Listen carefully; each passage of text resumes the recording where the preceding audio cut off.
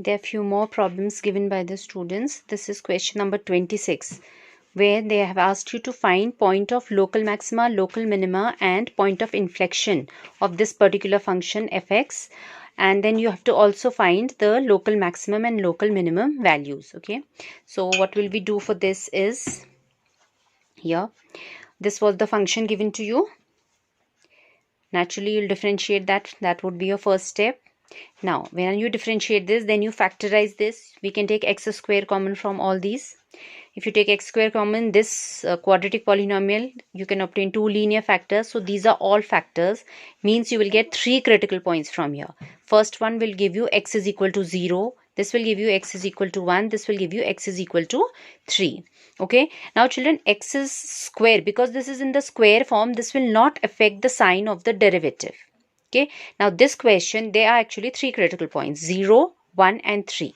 If you want to solve this by first order derivative test. So I think that is creating confusion, because earlier also I had some students asking me this. You all are getting confused that why this sign is not changing. See, jab aap isko karte the in class 11, if you remember, when we used to check the sign of inequality, so jo square ya positive quantities hoti thi, we used to drop them because they do not affect the sign.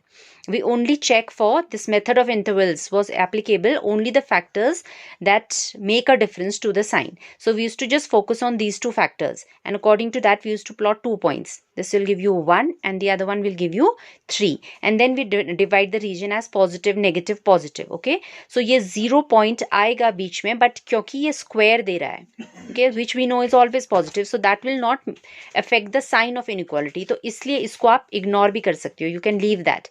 All right, and then we know कि जिसमें sign change नहीं होता है, that is point of inflection. तो वो straight away यहाँ से पता चल जा रहा है that x is equal to 0 will be point of inflection. The remaining 2 points are 1 and 3. For this you have to now check where maxima, where minima. So sign of derivative would be affected by this. तो इसको आप ignore भी कर सकते हो अगर ये आपको कंफ्यूजन कर रहा है.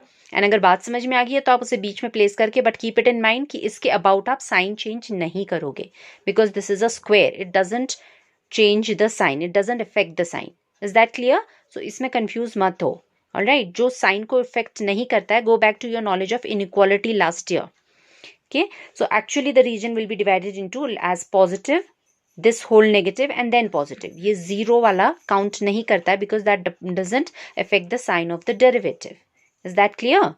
Okay, so दोनों तरफ आप माइनस माइनस लोगे, this and this would be point of inflection क्योंकि sign change नहीं हो रहा है.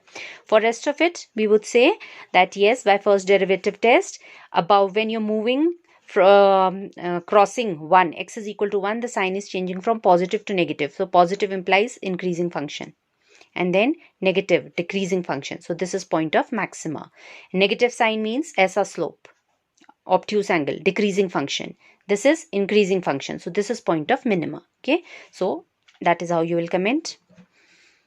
This is point of maxima, this is point of minima, and this will be point of inflection because the sign was not changing about this being a square. Clear? Okay, now they had then further said find maximum and minimum values also. So हमें पता चल गया है कि we have maximum at 1. So in the function, whatever was your given function, you will replace, that was your function, your x by 1. So evaluating that, we are getting maximum value as 0. Then minimum value will be obtained at 3. So you'll evaluate the function at 3. Children, you can check the calculation. Okay, I've done it orally in a hurry. Maybe there's some calculation mistake. You check it yourself. I hope it is minus 28 is the minimum value. Okay. Now children, another choice is, अगर ये first derivative आपको confusion कर रहा है, like this sign deciding where positive, where negative, अगर वो गलत करोगे तो फिर आपका maxima and minima भी गलत आ जाएगा. So you have second order derivative. If that creates a confusion, then I've done the question also by second order derivative. Okay, second order derivative में we find derivative of the derivative. Okay, yeah, let's see. This was your first derivative. Here, differentiate this once again. 5 4s are 20 to the power of 3. Where have I done it now? Okay, here. Yes, so this becomes 20 cube. From here, first derivative, differentiate it once again. This is what you get. Then you get 60 x square and 15 2s are 30x. Okay, अब ये जो second derivative है, what was the way to check in this? Now if we evaluate this second order derivative at all critical points, so we had 3 critical points. X is equal to 0, 1 and 3. So f double dash 0 जब आप evaluate करोगे, put x is equal to 0, it's coming as 0. So when second order derivative is 0, that is point of inflection. Find f1, f double dash 1, sorry. So evaluating this at 1, this is coming out to be negative. Negative, the second order derivative means maxima. If you find f3, it's clearly coming out to be positive. So that implies minima.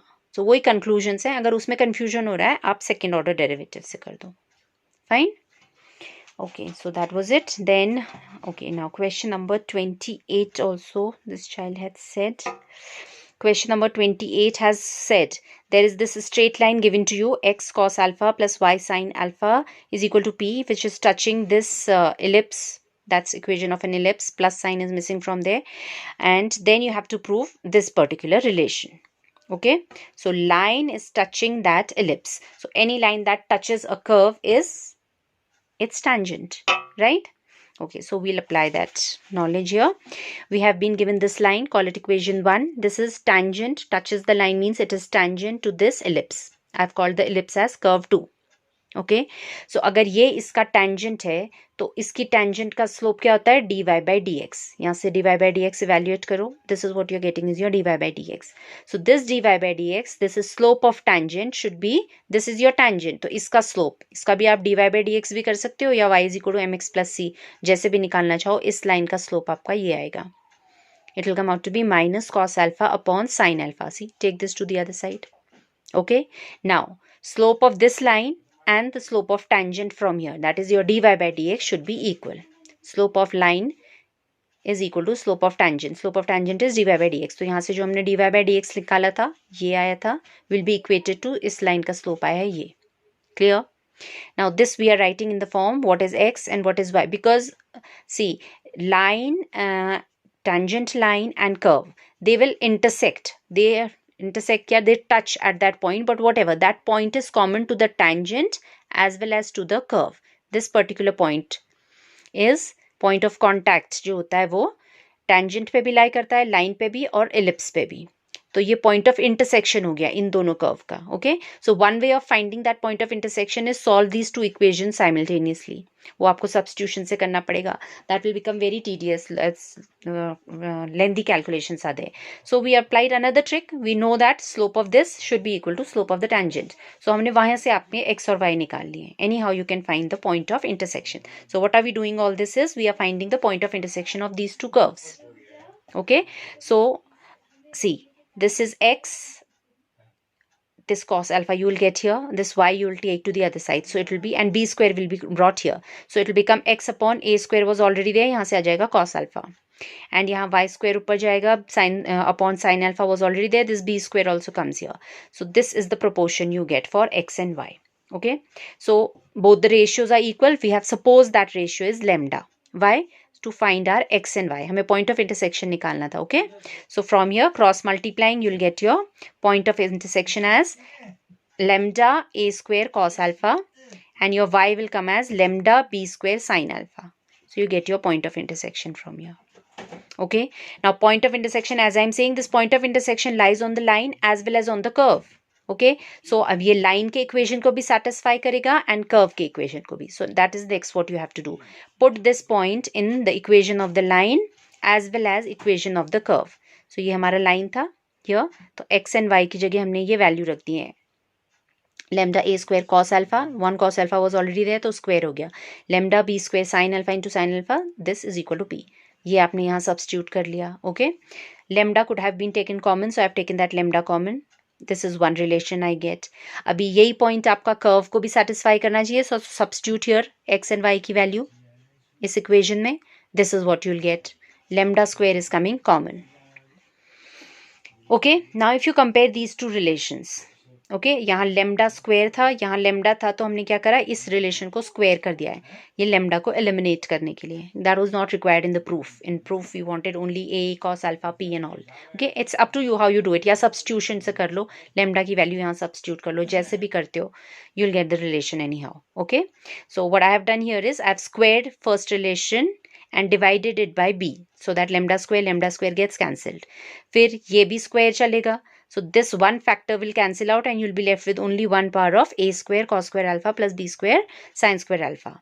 And then right hand side p square upon 1, which is p square. This is what you had to prove. Okay, that's it. All right.